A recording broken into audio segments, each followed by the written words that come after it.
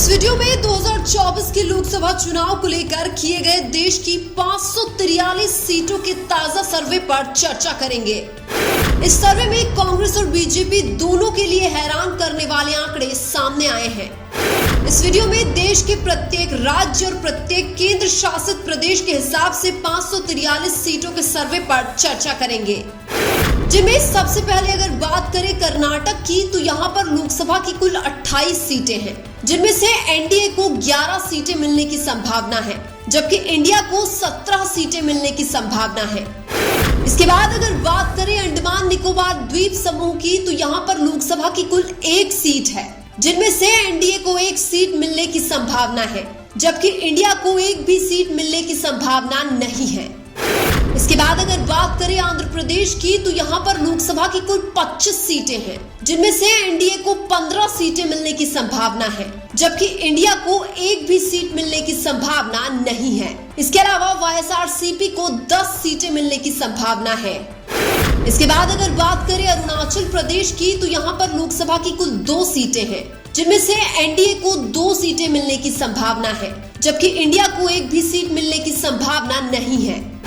इसके बाद अगर बात करें असम की, तो यहाँ पर लोकसभा की कुल 14 सीटें हैं, जिनमें से एनडीए को 7 सीटें मिलने की संभावना है, जबकि इंडिया को 7 सीटें मिलने की संभावना है। इसके बाद अगर बात करें बिहार की, तो यहाँ पर लोकसभा की कुल 40 सीटें हैं, जिनमें से एनडीए को 14 सीटें मिलने की संभावना है, जबकि इंडिया को 26 सीटें मिलने की संभावना है। इसके बाद अगर बात करें चंडीगढ़ की, तो यहाँ पर लोकसभा की कुल 1 सीट है, जिनमें से एनडीए को 1 सीट मिलने की संभावना है, जबकि इंडिया को 1 भी सीट मिलने की संभावना नहीं है।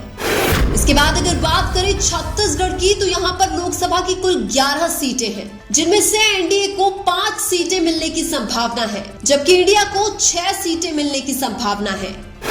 इसके बाद अगर बात करें दादर और नागर हवेली एवं दमन और द्वीप की, तो यहाँ पर लोकसभा की कुल 2 सीटें हैं, जिनमें से एनडीए को 1 सीट मिलने की संभावना है, जबकि इंडिया को 1 सीट मिलने की संभावना है।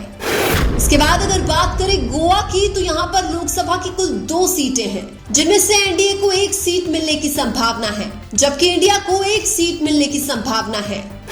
इसके बाद अगर बात करें गुजरात की, तो यहाँ पर लोकसभा की कुल 26 सीटें हैं, जिनमें से एनडीए को 24 सीटें मिलने की संभावना है, जबकि इंडिया को 2 सीटें मिलने की संभावना है।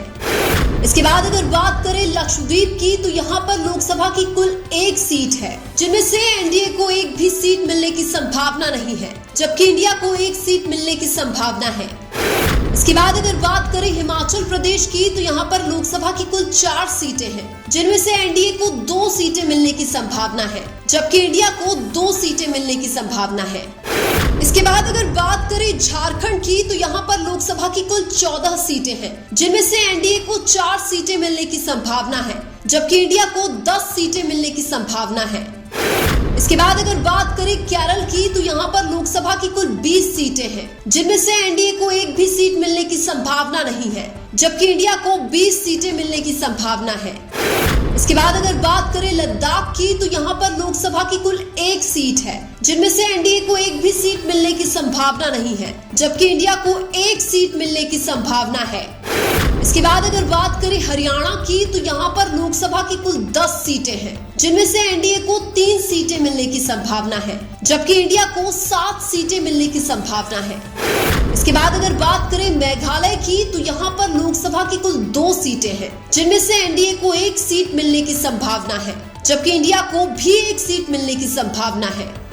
इसके बाद अगर बात करें महाराष्ट्र की, तो यहाँ पर लोकसभा की कुल 48 सीटें हैं, जिनमें से एनडीए को 19 सीटें मिलने की संभावना है, जबकि इंडिया को 29 सीटें मिलने की संभावना है। इसके बाद अगर बात करें मणिपुर की, तो यहाँ पर लोकसभा की कुल 2 सीटें हैं, जिनमें से एनडीए को 1 भी सीट मिलने की संभावना नहीं है, जबकि इंडिया को 2 सीटें मिलने की संभावना है। इसके बाद अगर बात करें मध्य प्रदेश की, तो यहाँ पर लोकसभा की कुल 29 सीटें हैं, जिनमें से एनडीए को 18 सीटें मिलने की संभावना है, जबकि इंडिया को 11 सीटें मिलने की संभावना है। इसके बाद अगर बात करें मिजोरम की, तो यहाँ पर लोकसभा की कुल 1 सीट है, जिनमें से एनडीए को 1 भी सीट मिलने की संभावना नहीं है, जबकि इंडिया को भी 1 भी सीटें मिलने की संभावना नहीं है। इसके अलावा जेडपीएम को 1 सीट मिलने की संभावना है। इसके बाद अगर बात करें उत्तराखंड की, तो यहाँ पर लोकसभा की कुल 5 सीटें हैं, जिनमें से एनडीए को 4 सीटें मिलने की संभावना है, जबकि इंडिया को 1 सीट मिलने की संभावना है। इसके बाद अगर बात करें दिल्ली की, तो यहाँ पर लोकसभा की कुल 7 सीटें हैं, जिनमें से एनडीए को 1 भी सीट मिलने की संभावना नहीं है, जबकि इंडिया को 7 सीटें मिलने की संभावना है। इसके बाद अगर बात करें उड़ीसा की, तो यहाँ पर लोकसभा की कुल 21 सीटें हैं, जिनमें से एनडीए को 4 सीटें मिलने की संभावना है, जबकि इंडिया को 1 सीट मिलने की संभावना है। इसके अलावा बीजेडी को 16 सीटें मिलने की संभावना है। इसके बाद अगर बात करें पौंडीचेरी की, तो यहाँ पर लोकसभा की कुल 1 सीट है, जिनमें से एनडीए को 1 भी सीट मिलने की संभावना नहीं है, जबकि इंडिया को 1 सीट मिलने की संभावना है।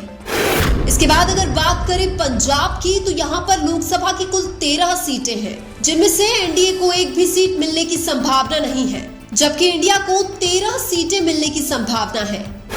इसके बाद अगर बात करें पश्चिम बंगाल की, तो यहाँ पर लोकसभा की कुल 42 सीटें हैं, जिनमें से एनडीए को 7 सीटें मिलने की संभावना है, जबकि इंडिया को 4 सीटें मिलने की संभावना है। इसके अलावा टीएमसी को 31 सीटें मिलने की संभावना है। इसके बाद अगर बात करें सिक्किम की, तो यहाँ पर लोकसभा की कुल 1 सीट है, जिनमें से एनडीए को 1 सीट मिलने की संभावना है, जबकि इंडिया को 1 भी सीट मिलने की संभावना नहीं है। इसके बाद अगर बात करें तमिलनाडु की, तो यहाँ पर लोकसभा की कुल 39 सीटें हैं, जिनमें से एनडीए को 1 भी सीट मिलने की संभावना नहीं है, जबकि इंडिया को 39 सीटें मिलने की संभावना है। इसके बाद अगर बात करें नागालैंड की, तो यहाँ पर लोकसभा की कुल 1 सीट है, जिनमें से एनडीए को 1 सीट मिलने की संभावना है, जबकि इंडिया को 1 भी सीट मिलने की संभावना नहीं है।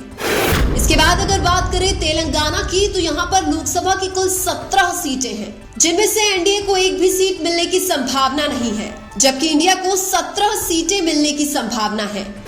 इसके बाद अगर बात करें त्रिपुरा की, तो यहाँ पर लोकसभा की कुल 2 सीटें हैं, जिनमें से एनडीए को 1 सीट मिलने की संभावना है, जबकि इंडिया को भी 1 सीट मिलने की संभावना है।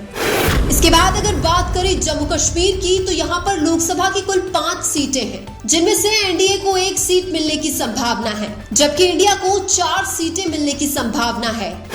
इसके बाद अगर बात करें उत्तर प्रदेश की, तो यहाँ पर लोकसभा की कुल 80 सीटें हैं, जिनमें से एनडीए को 55 सीटें मिलने की संभावना है, जबकि इंडिया को 24 सीटें मिलने की संभावना है। इसके अलावा बीएसपी को 1 सीट मिलने की संभावना है। इसके बाद अगर बात करें राजस्थान की, तो यहाँ पर लोकसभा की कुल 25 सीटें हैं, जिनमें से एनडीए को 12 सीटें मिलने की संभावना है, जबकि इंडिया को 13 सीटें मिलने की संभावना है। अगर ओवरऑल बात करें, तो एनडीए को 215 सीटें मिलने की संभावना है, जबकि इंडिया को 268 सीटें मिलने की संभावना है। इसके अलावा टीएमसी को 31 सीटें मिलने की संभावना है, जबकि अन्य को 29 सीटें मिलने की संभावना है। लेकिन आपके अनुसार 2024 के लोकसभा चुनाव में किसकी सरकार बनेगी? कमेंट करके जरूर बताएं। वीडियो अच्छा लगा तो लाइक कीजिए और हमारे चैनल मीणा की आवाज को सब्सक्राइब कीजिए। धन्यवाद।